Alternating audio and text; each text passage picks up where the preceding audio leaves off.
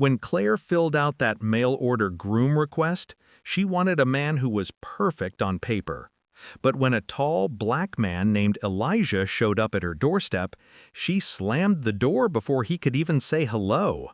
What she didn't know was, he was the only man who'd ever truly see her. She thought she was buying a fairy tale, a perfect groom from a catalog of promises. But what arrived at her door wasn't just a man. It was a mirror, one that showed her the truth about her own heart. This is the story of Claire Dawson, a powerful CEO who believed money could buy love, until a black man named Elijah walked into her world and changed everything she thought she knew about it. Because sometimes love doesn't enter through roses and candlelight, it walks in quietly, dressed in humility, and leaves you speechless. The rain had just stopped when the black sedan pulled up to the long driveway of Claire Dawson's mansion. Inside, a man stepped out, tall, broad-shouldered, dressed neatly in a charcoal gray suit. His name was Elijah Carter, and today was supposed to be the beginning of his new life. He carried no flowers, no expensive gifts, just quiet hope. When the door opened, Claire stood there, her arms folded, elegant, confident, and used to getting her way. But the moment her eyes met his, her expression shifted. "You're Elijah?" she asked, disbelief in her voice. "Yes, ma'am," he said politely, offering his hand. "I came as requested. It's a pleasure to finally meet you." But she didn't take his hand. Instead, her lips tightened. "There must be a mistake. I wasn't expecting someone like you." Elijah's smile faded slightly. He understood without needing to hear the words. "I see," he said quietly. "Then I'll be on my way." And just like that, he turned and walked down the steps, suitcase in hand, rain beginning to fall again. Claire stood in the doorway, watching him disappear through the drizzle, unaware that she had just turned away the one person who would change her life forever. 2 weeks later, the headquarters of Dawson Interiors buzzed with activity. Claire was preparing for a major corporate event, her company's biggest project of the year. She was in full command mode, giving orders, reviewing designs, and demanding perfection. "Ma'am," her assistant called out, "the logistics manager from the partner agency just arrived to finalize the layout." "Good. Bring him in," Claire said, without looking up. When she finally raised her eyes, her heart skipped a beat. Standing in front of her, holding a folder, was Elijah Carter. He smiled, calm, professional, unbothered.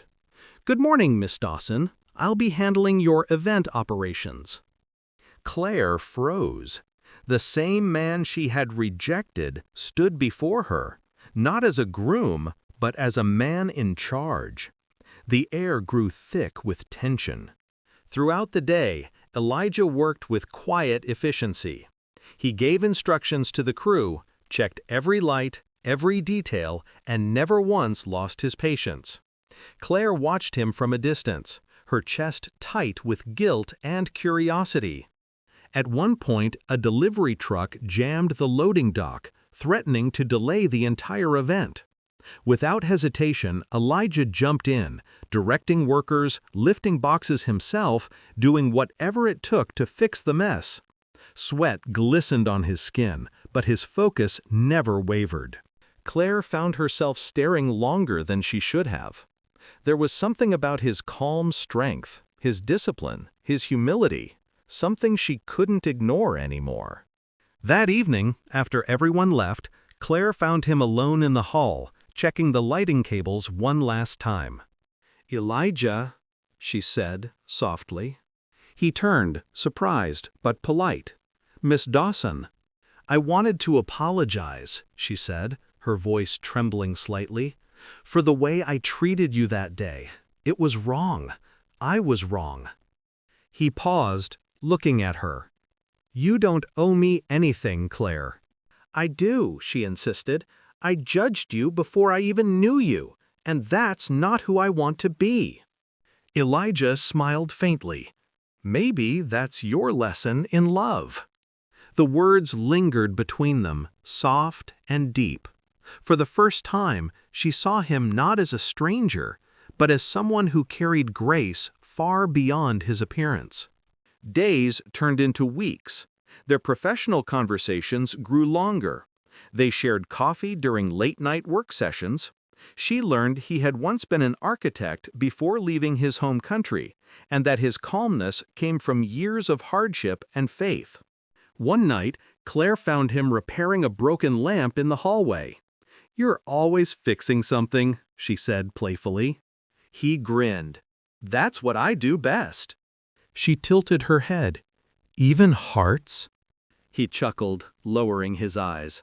"Only the ones that want to be repaired." Her heart skipped a beat. For the first time in years, she didn't feel lonely. Months later, the company's annual gala filled the grand ballroom with lights and applause. Claire stood on stage, microphone in hand, ready to announce the Employee of the Year. She smiled, her eyes scanning the crowd until they landed on him. "This year's award," she began, "goes to someone who reminded me that character matters more than anything else. Someone I once failed to see for who he truly was." She took a deep breath. Elijah Carter. The audience erupted in applause as Elijah stood up, clearly shocked. As he walked toward the stage, Claire felt her throat tighten. When she handed him the award, their fingers brushed, and in that moment, neither of them could look away. Claire spoke again, her voice soft but steady.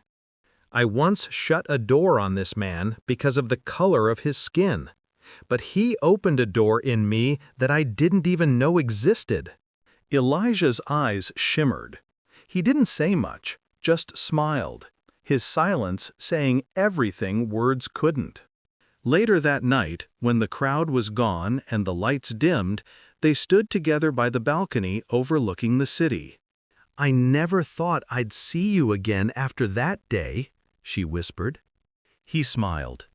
"Life has a strange way of teaching us the things we try to ignore." Claire looked at him, really looked. "I didn't just order a groom," she said quietly. "I found a man worth loving." He reached out his hand. "Then maybe it's time you let me in. This time for real." She took his hand, smiling through tears. "This time I won't close the door." And under the silver city lights, their story began again. Not as a transaction, but as something real, something powerful, something that saw beyond color, pride, and fear. Sometimes love doesn't knock twice, but when it does, it teaches you everything you refused to learn the first time. Because love isn't about color, it's about courage.